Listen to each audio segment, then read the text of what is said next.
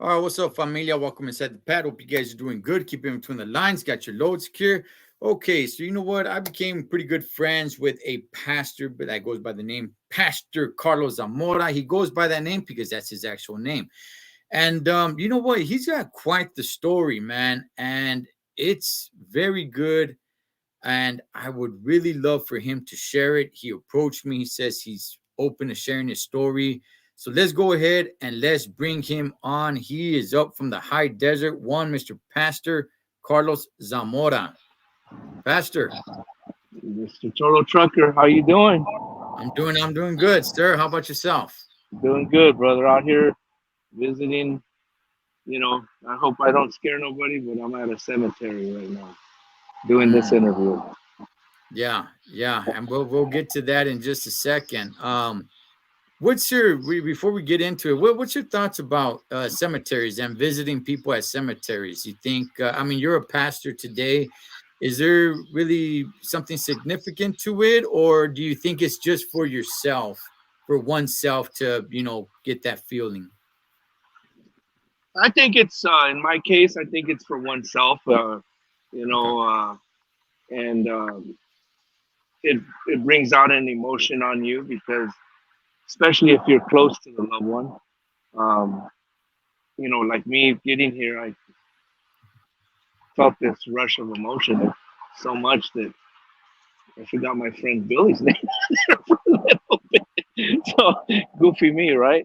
but it happens, man. That's what it was for me. Yeah. Okay. Okay. Yeah. So, Pastor Zamora, let's go ahead. Let's get into your story because I think people see you in my comments, and you might be on other channels as well, and they might see Carlos Zamora and all. But Yeah. there's a big journey. There's a pretty long journey that goes up to you to where you're at today. Let's cover a little bit some of that. You shared a little bit of it with me, but Yeah. I'm sure there's a lot to dissect here. So let's get to know a little bit about yourself, sir. How Well, you met? just so people know who I am and are able to identify me, I'm my moniker on YouTube is CMZ, Mhm. which stands for my name, Carlos, my wife's name, Marta, and my last name, Zamora. So that's what I came up with, and there's a picture of me and my wife on that moniker. And my beginnings are 1978, November of 1978. We moved up here to Hesperia, California. It's just on the other side of this cemetery where we're at on the 15, just east, south, southeast, right here. And you know, growing up here, uh, coming from the San Gabriel Valley, uh, I imagine you would say the same thing, Cholo Trucker. We loved baseball down there, and Mhm. any empty lot turned into a baseball field.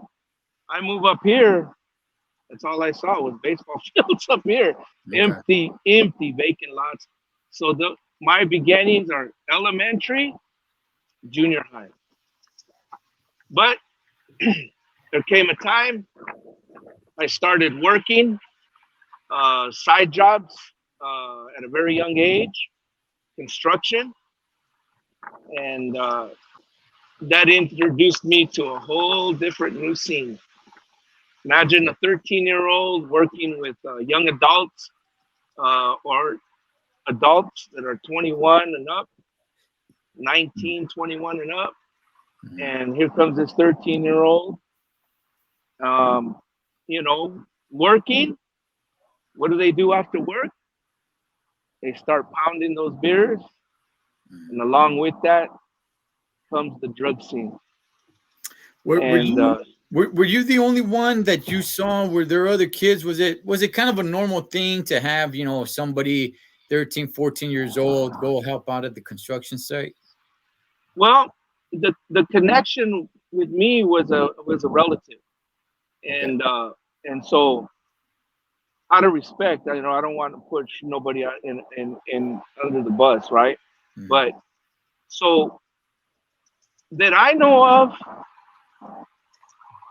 all I could say was I knew what I was doing, and the kids that I grew up with, I looked at them as really good kids, like how could I put it?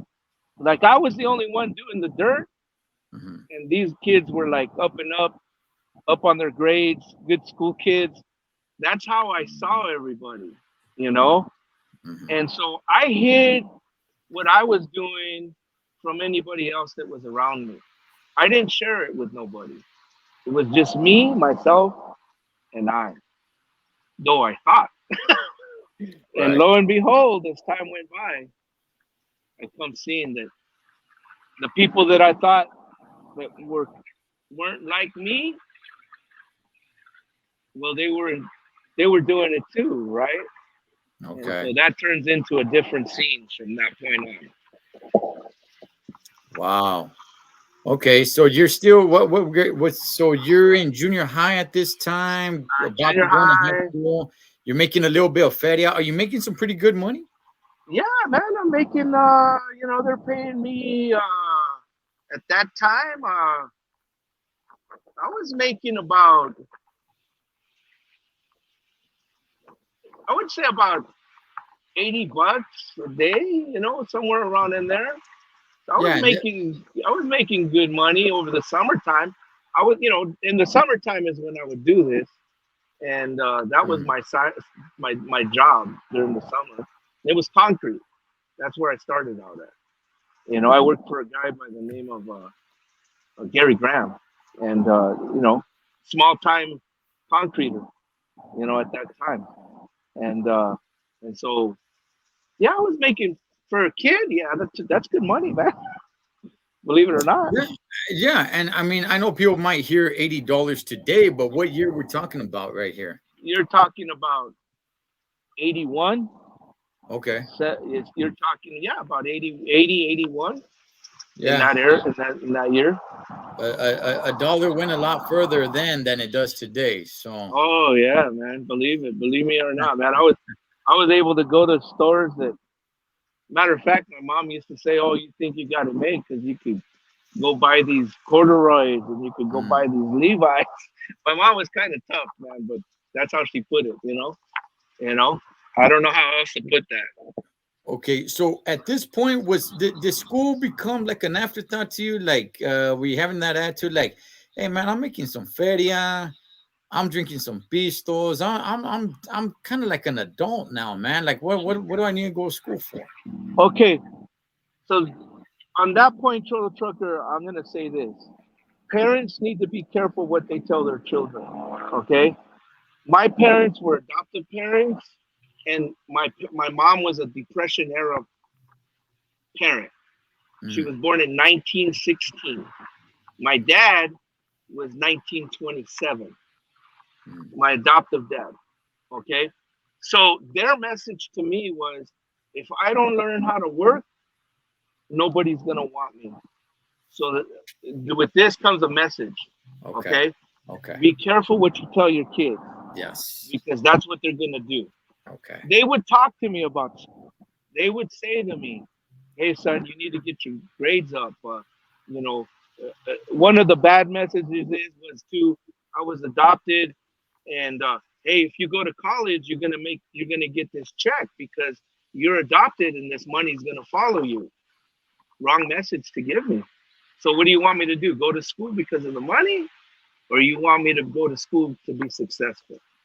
So people need to parenting is you have to be very careful what you tell your children because the message comes across. Well, if I do this, if I work, I'm gonna be okay. You see, not Okay. everybody has the intuition to get a hold of a trade and be successful in that trade because it just might not fit their mold. You know what I'm saying? Just a way of making money. Does that make sense to you, Cholo Trucker? Yes, yes, it does. Let's talk a little bit about your adoption. So you were adopted. Did you have any siblings? Did at any point did it affect you to say, like, man, like these are my real parents? Did it always feel like they're your actual real parents? Like, what's the feeling on that? My feeling on that, Cholo Trucker, was appreciation. Number one. Okay. I kid you not. Mhm. But the mixture. of emotion was, I kid you not, Cholo Trucker. I'm there on Magnum Street in Baldwin Park in Mm, the backyard, and I kid you not, I felt like somebody was watching me, Cholo Trucker. I'm not kidding you. I felt like somebody was watching me, and at the same time, the emotion of I know about my brothers and sisters, um, because they never hid that from me. They told me about them because my adopted mom was really my aunt, but she oh, adopted me, so she became my mom, okay. and she adopted me as a young baby, 18 months. Mm, And so knowing about my brothers and sisters, I always wondered what it would be like to have them. Where are they at? mhm. You know, and that kind of feeling. Yeah, I missed them. I really did miss them. Okay. Okay. Wow, man, that's and what about your relationship with your actual mom and all? Was that what was that like?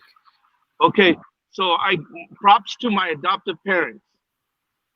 They never spoke down about my parents. Okay. They always told me how hard of a worker my mom was, and they always told me my dad was a very talented man. Okay. He could leave one job and get a job in the next moment. He could walk out one gate and go into another gate. My Hmm. dad was a ex-military, served in the Navy, so he must have picked up some skill. Hmm. And my relationship with my adoptive mom was a phone call every single year. Happy birthday, mijo. My dad, I didn't see him until I was about 23, 24 years old, married with children. Because the sentiment towards him was anger. What Hmm. happened? Why did you let us go? That was my sentiment towards him. Yeah, yeah, I could somewhat relate to that. So your relationship with your biological mom was one phone call a year. One full call year, bro. Okay, And got then they did try to come back for me in 1973, and my adoptive mom actually prepared me for that. it. Hmm. It was a hard. I don't know how she did that, but she was saying if you want to go back with them, mijo, that's your real family. I don't know why she left that decision to me, but she did, Hmm. and I made the best of it. We were living in Long Beach at that time, and I don't know if you remember the Pike down there on the other side of Ocean Boulevard. Um, in my mind, as a child, 6 year old, it's not gonna make the best of this. So what I did was, I had already made my decision. I was not gonna go with them, but I'm gonna get a hot dog, popcorn, and a soda out of this.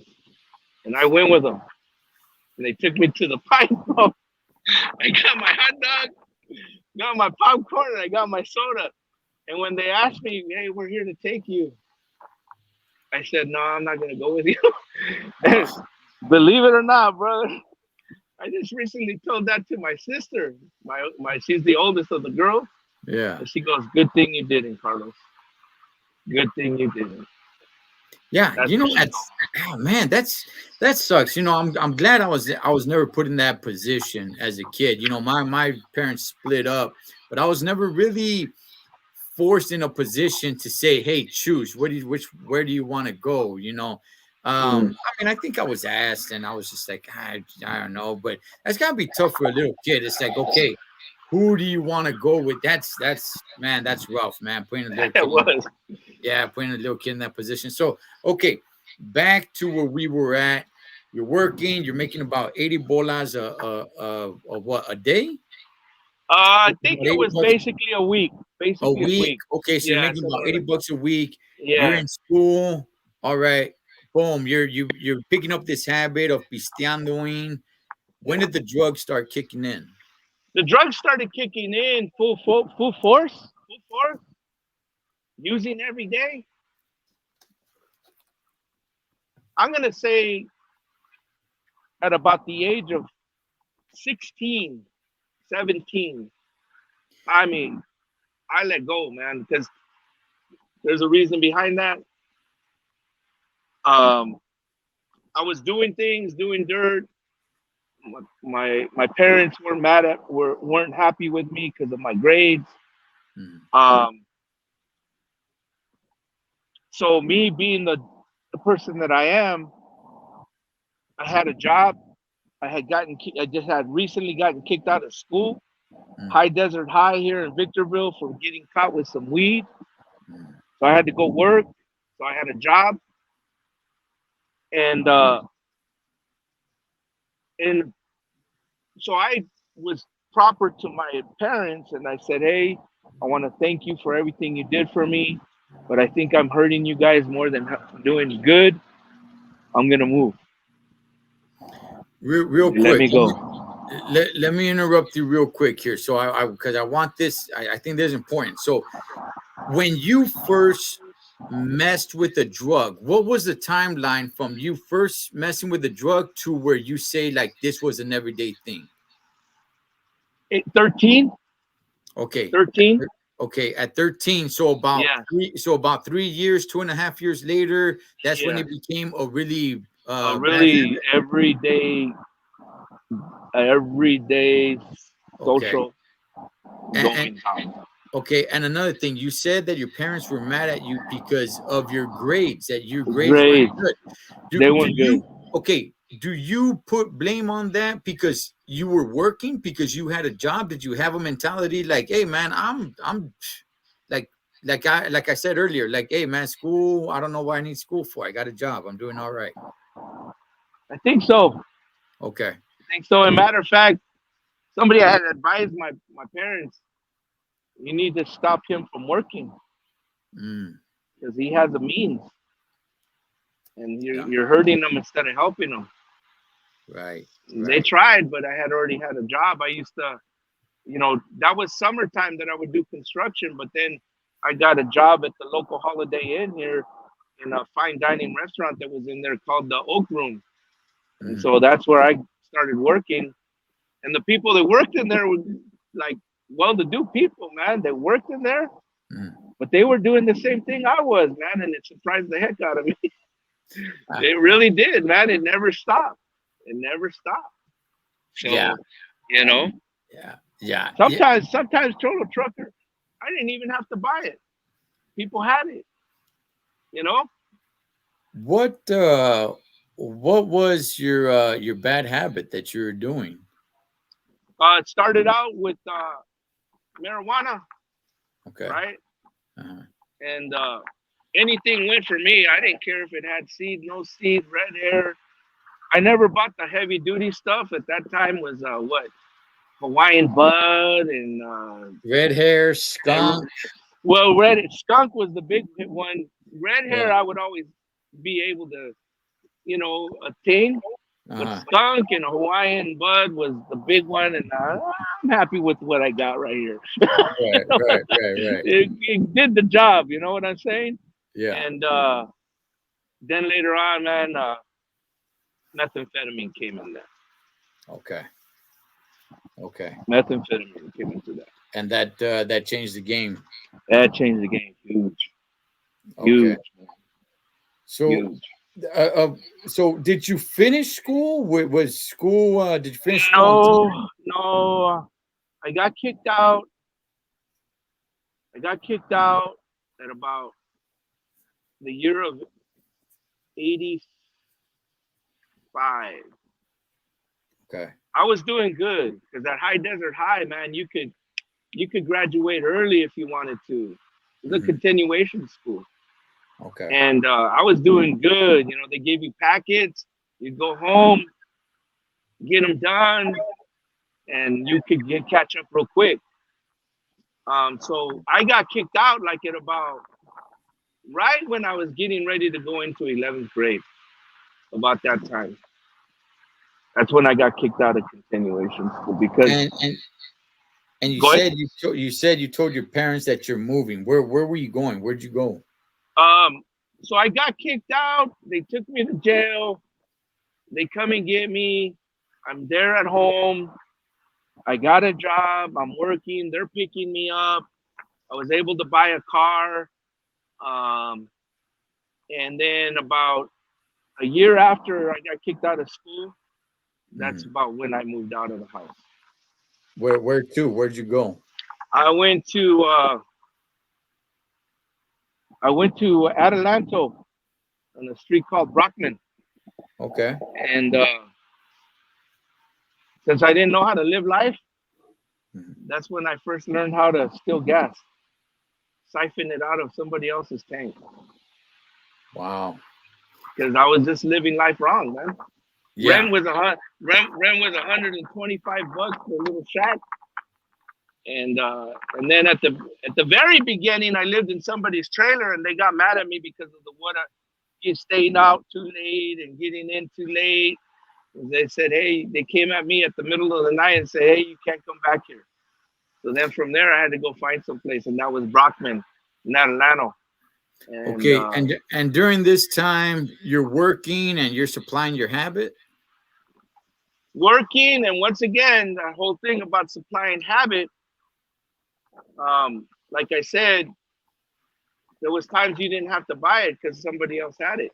It was a party. It was a party, man. It was a You go party. to work, hey man, I got this dime, I got this quarter. Let's go Mhm. do it up, whatever, stuff like that, Mhm. you know. And then there was a moment there where I didn't have no place to live, and and because I got somebody a job, that dude turned me on to he's you know he took me to a place, and that's where the meth came in, Mhm. and those people let me stay there, man. And I want you to know, Thecholotrucker, those people are still friends with me today, because Okay. we just, you know, um, we don't connect as much together because we're all in our separate lives. Mhm. But when we see each other, man, it's like seeing your brother. That's how it is. Okay. That's Okay. how it is. And how many years, Pastor, do you think this was a real issue before somebody got a hold of you, which is what we're gonna get into in just a second, and started, mentoring you? 17, 18, 19. I'd say about I'd say about 3 years. 3 years. 3 years. 3 years. Yeah, Okay. because yeah, about 3 years. Yeah, because you know I started realizing, man, that what am I doing? You Mhm. know, and landing in jail for stupidity, nothing Mhm. big. I mean, you know, um, Siphoning gas. well, I didn't get caught for that one, but Okay. driving around with a suspended license, man, too many Okay. times. Yeah. And the police officers here up that time were pretty cool. They pull you over. Hey, as a matter of fact, the last time they pulled me over prior to going to jail, they had me call a friend, and I'm gonna mention this name. Yes. I'm gonna mention the last name, Sanchez. Mhm. So if you had somebody who could drive the car, called up Sanchez. He comes and he drives the car and he goes, "If I see you driving again, that's it." Right. And later on, I'm driving around with a partner, pulled over, sign right here, sign, still a hand behind my back. Went to jail. And at that time, I was working plastering at that time. During the time where you were really struggling with your addiction, what was the relationship with your parents like at that time? because I was living on my own and I never bothered them. It was good Okay. because I would only show up on holidays, or they would come and visit me Mm. because they wanted to know. One time they showed up, man, and I had beer cans, roaches on the freaking table. You talk about wait, hold on, boom, started cleaning up everything.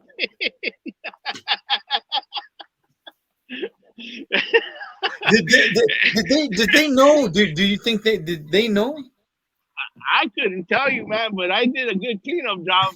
I'll tell you that much. And I opened the door and I said, "Sorry about making you wait." It's just that I came up with some lame excuse.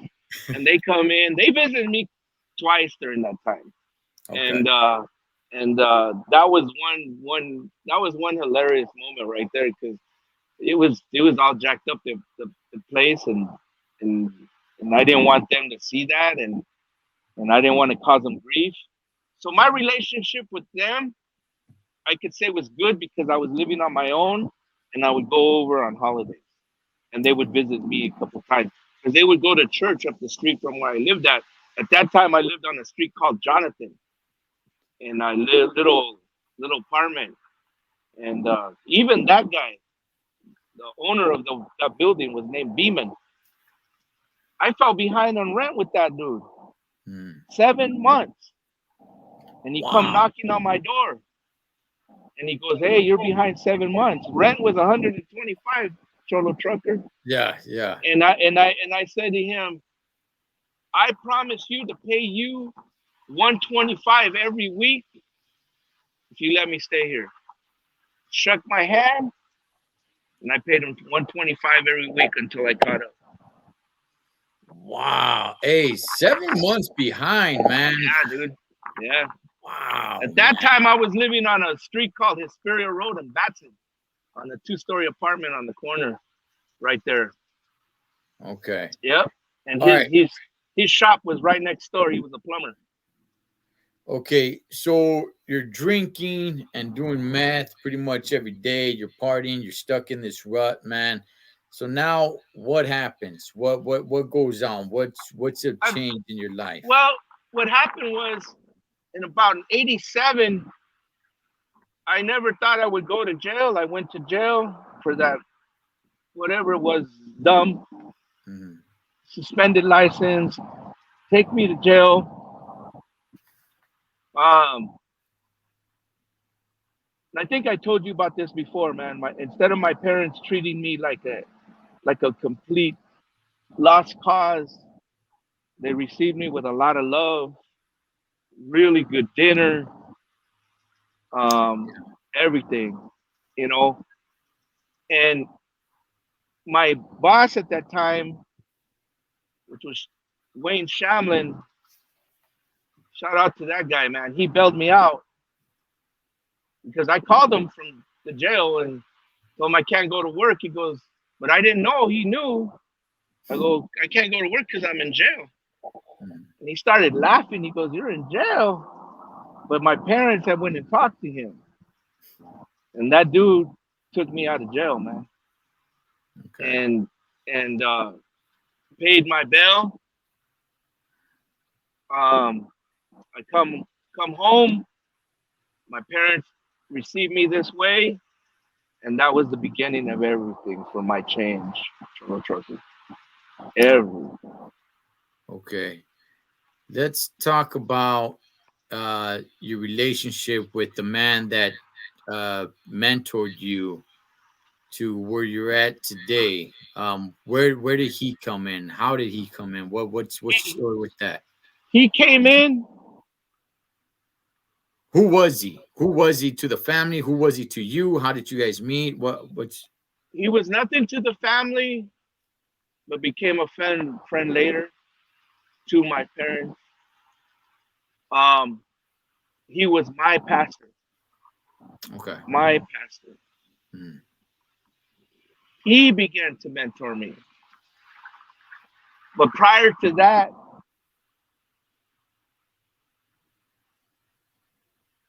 I want to be proper, invited to church, go to church reluctantly, hearing the gospel. My parents at that time get disappointed because I'm changing religious aspects. They gave me an ultimatum: you either leave that church or you can't live here. I said my thank yous, and because Real quick. I had gone back home at that time when I got Okay. out of jail. Is what happened, and I was buying a trailer, a fifth wheel from my sister, Mm. and so I actually cried out to God, Thecholotrucker, without even knowing anything about. I want, I want to ask two questions, Pastor. Okay. You said that your parents were like, wait a second, no, you're not going to change to another denomination. So I got two questions. One is, from what denomination to the other denomination was it? And the other question is, why did you go to a different church than your parents did? Um, the, it was the Catholic Church here in Hesperia, Uh huh. Holy Family, and uh, and I got invited to the church at the end of 80 in the year of 88. I was charging two gentlemen rent to pay off my legal debts, and I didn't know they were Christians. But prior to that, when my parents received me when I got home from jail, I go back to my fifth wheel, and I actually cried out to God and said to God, I can't continue like this. You change me because I can't change myself. I remember my words exactly. And I said to him, you know me better than I know myself. So you change me. So lo and behold, here comes these two gentlemen that didn't have no place to live, charging them rent. What were the chances of them being Christians, man? Mm-hmm. What were the Right. chances of them being Christian? You don't think God heard my prayer? Mm-hmm. I think so. They invite me to this little church. I want to say it's on B Street, the Superior Road, the one on the top of the hill. And here I come, rotten, torn, filthy. That was my beginnings with that man, Is that Juan how you Soriano. Is that how you felt at the time? Just broken and rotten down, just a junkie? Yeah, man, just broken, rotten down, growing up with good kids. I know the kids were doing the same thing I was doing, but there was some good people in the between that. And I thought to myself, well, how am I ever gonna marry any of those girls if I'm all jacked up? You know, there's just no way I'm gonna be able to do that. They're not gonna want me. And Mm-hmm. that come into mind too, man. You know, believe it or not, that's the way I was thinking. That's just the way I was thinking. Who's gonna want to marry me? And then the other thing is that I don't want to marry somebody just like me, because then where am I gonna go with that? You know what I'm saying? With all respect, but with saying that, you know, Yeah. Okay. So you meet this pastor at this small church. How old are you around this time? I'm 19, Okay. Okay. And this 19 going on to 20. Yep. okay. And did you start rubbing elbows with this pastor? Did he see something in you? Like how did this relationship build where he said, like, you know what, I'm gonna take this youngster under my wing because I see something in him? Bible studies Okay. at his home. Okay. Bible studies at his home, and prior to that, Thecholotrucker, I did do my best to go to the other church to look for help, but nobody answered the call, and so I was left going to the pastor, and the pastor sat me down and taught me about Christianity. What did your parents do because you actually ended up switching churches? Oh, brother, you. So they kicked me out, right? Because of that. Because of that. Okay. Pastor, My who is my wife today Mhm. calls. I call her. She calls the pastor. Pastor says, "Bring him over here." He opens his doors, brother. Mhm. He didn't know I was. He didn't know I was from uh, from drug addiction. Because at that time, I had left everything. At that time, I had left everything in that year, and I went in at a precise time. I was high. It was the year of '88, going into '89, New Year's. I go into the little church, and what the heck? This guy comes out and says from a Bible verse and says, "Don't you know your body is the temple of the Spirit of God? And he who does not take care of that body, God will destroy." When I heard that, Cholo Trucker, fear came into my life, brother. I kid you not. And I kid you not. That moment, that day, I was supposed to meet up a friend at a riverbed to go party it up. Mhm. Didn't go. I I left everything I was doing. I paid the price for it. I got sick because of so much use. So the That withdrawal. was the change. Withdrawals, bro. Serious withdrawals. So so you just dropped it just cold turkey. You just hey, Just I'm not dropped gonna the do it. cold. Just dropped the cold turkey because of that word, brother. Because of that word. And I just want to put in a plug right there, Mhm. if I may. Yes. I had come to my understanding that I couldn't continue my life like this. I called out to God. God answered my prayer. I go to this little church.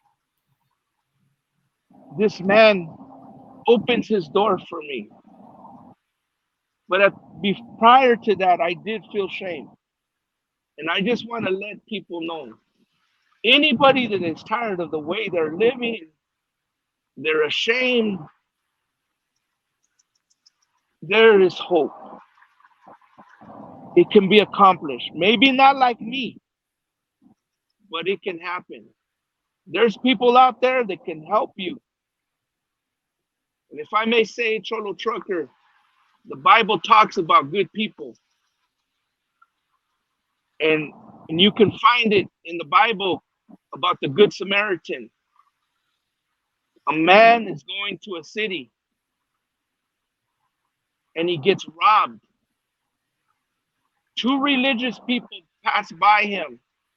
They actually cross the other side of the road so they don't go by him because of religious rights. But this good Samaritan comes by, takes this man, heals his wounds, puts him up in a room. Not only that, but puts down money and says anything else he spends, I put this here so you can use it.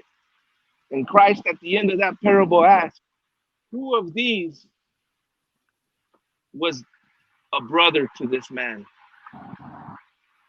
Mhm. And it was the Good Samaritan. And I want to let you know, not everybody has to be of a religious situation to help somebody that are out there wanting to help. But Mhm. believe you or me, Christ makes this example because there is hope out there if you want it. There is hope out there if you want it. And and you know what? Um, like you said, if you want it, because how you cried out to God, and God answered your prayer. God said, "Okay, look, here's this man who's going to open up his house and take you under his wing and show you the right way and everything." But it was still up to you to accept. You know, you could have said like, "Nah, I don't want to go live with them." You know, but then what was the cry to God then? If you want Him to answer your prayers, then Right. what's you know, I mean, that's a it goes back to that old saying: you could lead a horse to water, but you can't make him drink it. It's Correct. like, oh man, I'm thirsty. Yeah, okay, well, there's some water right there. Right. There it is. But you got to be the one to drink it. So, no, that's good. So now you guys build this relationship, and what's up? I mean, you're a pastor of a church now. So, I mean, talk to us a little bit about this relationship. What's it like? So, does he become a father figure to you? He Uh, becomes a father figure to me, when you and your parents, how's that going throughout the year? brother. Is it days, months, weeks, years? It's months. Okay. And when I gave my life to Christ, and this is why I'm here, this Sunday, June 18th, is my anniversary of giving my life to Christ. 35 years ago, I was baptized in Jesus' name. And my parents came to my baptism, bro. Okay. What more Okay. do I want, bro? Okay. So your parents saw like, okay, this is legit. I don't know if they saw legit, but they came to my baptism. I don't know what they saw, but they came and they were there. And I have Okay. pictures to show you that about that. And I look at that, And and no doubt can I not say the goodness of God was there all the time. how long did you live with him? I lived with him for about 3 or 4 months, somewhere around Okay. that. And was there discipline there? Was there like, hey, you know what, lights out at this time? Was there chores? It's like, hey, Holmes, you know what? You ain't got to pay rent here, dog, but you're gonna cut the lawn, you're gonna mow the grass, you're gonna, the hedges. I mean, what was it like living there? Brother, there was a made up bed, breakfast on the table, dinner at night, kindness and love. And I had all the respect for them. Help them at church. One time I went to a youth meeting. They brought me home late, and my pastor answers the door. He's standing there, like looking at me. Why are you home late? Mm, I said, hey, man, I don't have my own car. They brought me home late. mhm, And he said to me, don't do that again. And there was this utmost respect. They treated me like a son, brother, mhm. like a son. Did I have responsibilities? If I had responsibilities, I did them on my own out of gratefulness. When All right. people do that to you, you know what we're like, man. I'm gonna give it back 200 fold. Mhm. You don't have to ask me to sweep. You don't have to ask me to cut the grass. I'm gonna do that. I'm gonna do my part, and that's how that relationship was. Discipline, discipline was from the Bible. In other words, we knew we had to go to church, ready for church. I would help him at the church, like put up the hymnals. At that time, it was hymnals. Connect the mics. At that time, it was a little black box with little wires. Connect the mics. I was their first tech guy, you could say. Stuff Okay. like that. That's what I would do. Okay. So now talk to us a little bit on why you're at a cemetery. I'm at a cemetery, brother, because this is where my pastor's at. Okay. And I've always wanted to honor him. Pastor name Juan Soriano. Mhm. I know his testimony. A man from Zacatecas, Mexico. He told me a little bit about himself. Charro, a gun at his waist in Mexico, Mhm. a bottle in his hand. But then Christ came into his life and changed him. And he's the one that became my pastor. This is him right here. This is my pastor. That's him right there. And that's the man that mentored me, helped me, even though I didn't have discipline because we grew up wild and crazy. In his way, the Zacatecas way, he gave me discipline. He showed me how to run right. How to. There's one thing, brother, you got to understand about this Christian community. When people like me come in there, we don't know how to live this life, bro. Mhm. We have to learn. And the only way we can learn is with your nose in the Bible. If you're sinning, if you all you knew how to do was sin with your eyes, because I asked him, how do I change? He gave me a little concordance. So you look for whatever you're struggling with in this concordance. If it's sin, look up sin, all the verses to sin, read up those verses. Okay. Adultery, fornication, look that up, all the verses are there. And I would go to that, I would do that, man, and I would memorize, I would look and read and change. So it's not about just going to a building, singing the songs. That's not what it's about, brother. It's Yeah. about your nose in the book. I mean, man, you've heard the story, brother, of these people that were in prison. How do they become educated? They're reading books. Mm-hmm. Right. They're becoming educated. Mm-hmm. And they don't come out, they don't stay just sitting there. They're reading, some of these guys. Mm-hmm. And that's what I did, man. I was a free man. My nose in the Bible, needing that change. We don't change because we get baptized. There's a verse in the Bible that says, the Apostle Peter told us, this baptism does save. It says it saves, but it says it doesn't take away the filth of the flesh. We're still in this flesh. Doesn't take it away, but it does give a good conscience towards God. How are we going to have that good conscience? Our nose in the book. Our nose in the book. That's the only way change, discipline, come into a man like ours, like mine, life. There's a friend sitting right here next to me. Mm-hmm. He knows what I'm talking about, brother. Yeah. I don't know how many years he struggled, but he knows what I'm talking about. He knows these areas that I'm talking about. And I brought him for a reason. People can get help, whether it's a good Samaritan or a pastor like my pastor. If they want it, it's there, brother. If they want it, it's there. May I introduce my friend, Bill? Yeah, yeah, by all means.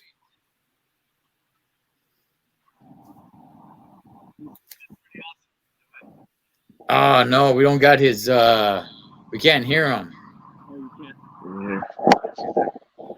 We're switching earphones. How about now? Okay, we got you a little. I was just this one. It's a privilege here. Yeah, we grew up in the same. We got a super similar. It's not about me. It's about You know what? It's kind of tough to hear him. This has been really cool. But every second. Oh man. No way. Let me see if I could. There's something on my side here. Can you hear me okay? Yeah, no, I don't think no. Well,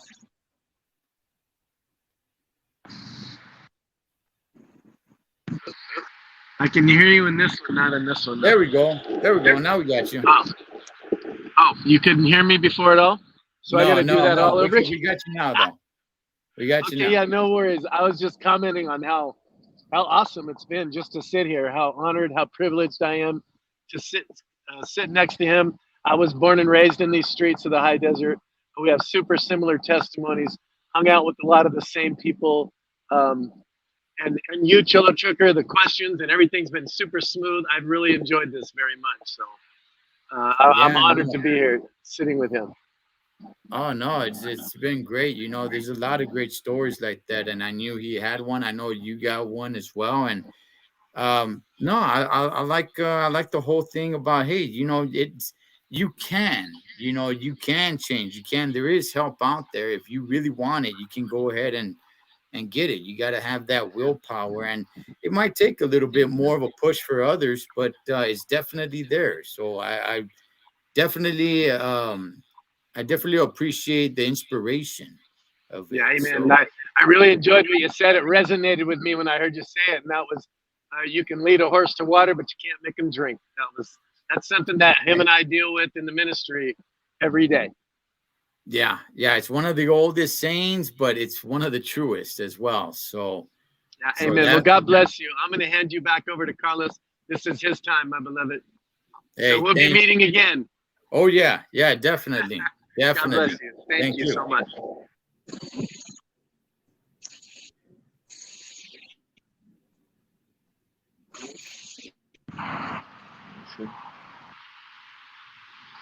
Hey, brother, you got me? Brother, can you hear me?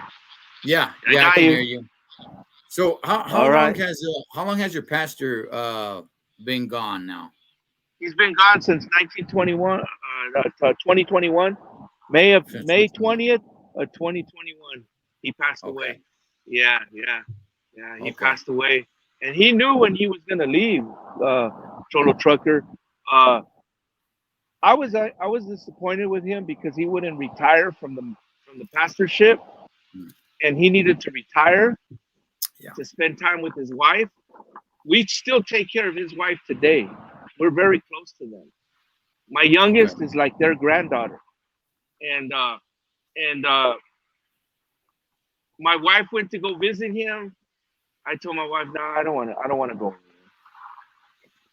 And my pastor asked for me before that was before he passed. He was walking everything Mhm, around. He passed away of cancer. He had cancer for mhm. about 8 years or more, Okay. but God had him alive for a reason. And he went and got my wife. He never did this. He went and got my wife roses from the garden, and he told Wow. my wife to say hello to me.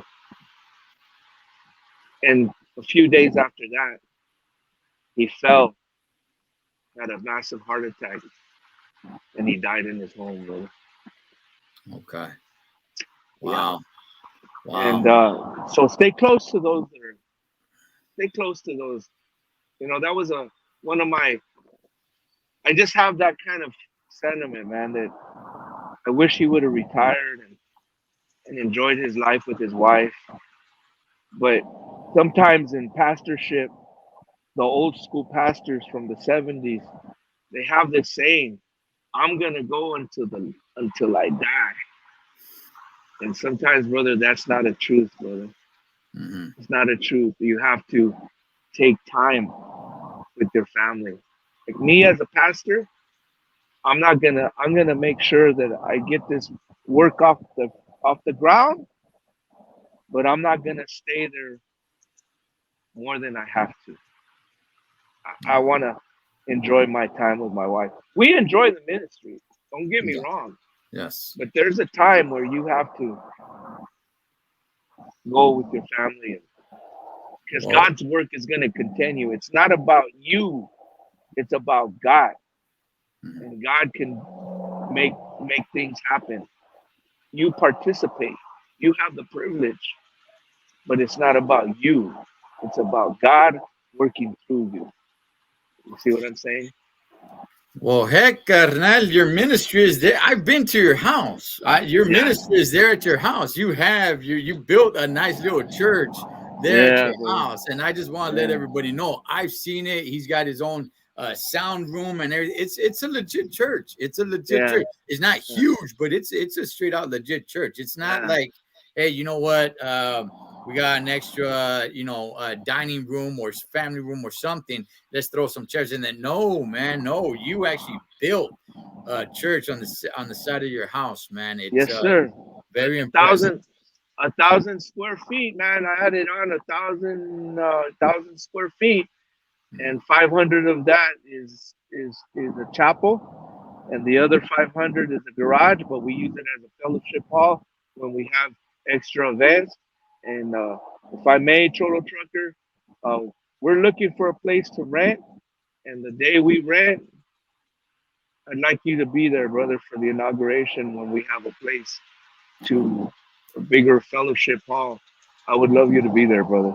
I, You know, I would love to be there by myself. I would love to be there myself. yeah, yeah. And I just extend that invitation to you. And if God tugs at your heart, Cholo Trucker, do not hold back, brother. You give your life to Christ, man. Or I will grab you and throw you in there, brother. Pastor, okay, so is there anything that you want to plug? Anything where they could find you? Anything as of right now? Yeah, they can find me in New Beginnings. I'm on Facebook. They can find me under Carlos Zamora. Okay, and they can also look for New Beginnings Church of Apple Valley on Facebook. YouTube. We're also on YouTube. We are strongly Spanish, but I go bilingual. Okay. And anybody that's in the area, I'm at 19063 Siesta Drive, Apple Valley, California. Phone number 760-552-1975. You ever have any questions? I'm here to serve you. My job is to compel. What is compel? Compel is to force, to convince people to come in to the kingdom of God. But how? With a lot of love and kindness, like my pastor, Juan Soriano, did to me. If you ever get the chance, brother, watch that movie, Jesus Revolution. I'm gonna check it out. You'll have a joy watching that. You'll laugh. You'll laugh, brother. It's a good movie. I'm gonna check it out. I'm gonna check it out. So now Yeah. they know where to find you and everything. Pastor, we're about to wrap it up. But Yes, sir. any last words, any last messages, anybody, people struggle with addiction. You know, I mean, it's crazy. You and I have talked before, Yes. and I have said, you know, I think today the physical stuff is a little bit more of the past, but mentally, I think people struggle more mentally, and they find themselves in addiction. Um, Yes. any last words before we wrap it up, Pastor? Yes. Can you hear me? Yeah, we got you. Okay. My last words is today's drug scene. Oh, did he go off, brother? No, no, no. Today's drug scene. I'm giving it to you. Go for it. Go All for right. Today's drug scene than my years. It was dangerous then, but today is the worst. That fentanyl is killing people like you wouldn't believe. If you need help, feel free to reach out to me or other programs to be set free from this addiction because people are dying. People are becoming zombies. They're losing their livelihood. If you need help, feel free to call me. I'll do my best. I'm not a professional. I just had my experience of wanting change. Christ was my hope. I don't think I'm an exception. I think Christ can be your hope also. I love everybody. Thank you, Cholo Trucker, for this opportunity. Thank you for letting me honor my pastor, Juan Soriano. Appreciate it, brother. God bless you. No, thank you. And God bless you as well. As always, familia, live your life like you're on the road. Be aware of your surroundings and always keep a safe distance. Blood makes you related, but loyalty makes you family. Till next time, this is Ed the Thecholotrucker for one, Pastor Carlos Zamora. Over and out.